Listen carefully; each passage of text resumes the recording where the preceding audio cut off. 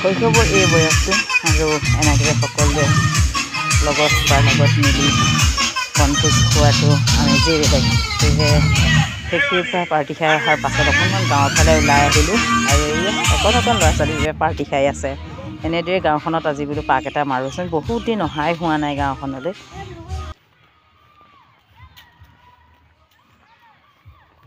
গাঁৱৰ এই সন্ধিয়া সময়খিনি তাতে যিহেতু মাঘৰ বিহু আহি আছে, খুবেই ভাল লগা এটা পৰিৱেশ। মই সেই বহালোঁ, এদিন ৰ'দত দিলোঁ, তাৰমানে সেইদিনা কামলৈ যোৱা নাছিলোঁ, তাৰপিছতে ৰীতামূল্য পঠিয়াই।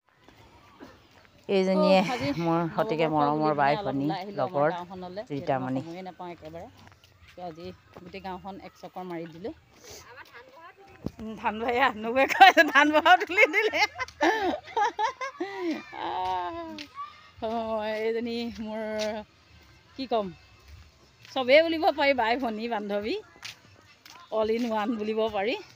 চ' তাহাঁতৰ ঘৰৰ পৰাও পাক এটা মাৰিলোঁ, বহুত দিন অহা নাছিলোঁ। চ' চাই থাকিব ভিডিঅ'টো আগলৈ।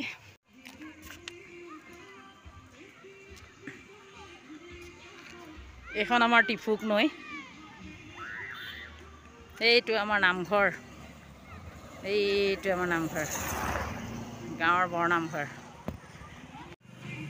ইয়াৰ পৰা আমাৰ গোটেই গাঁওখন আচলতে দেখা যায়।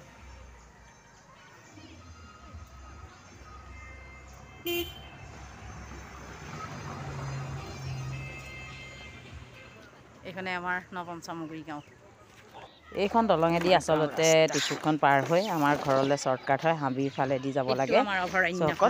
ৰাস্তাটোৰ গলিটো দেখাই দিছোঁ আৰু আজিৰ ভিডিঅ'টো ইমানতে সামৰিছোঁ। সেইটো আমাৰ চাই থাকিব আগন্তুক ভিডিঅ'বোৰ। আচলতে সিফালেও ভাল ৰাস্তা আছে।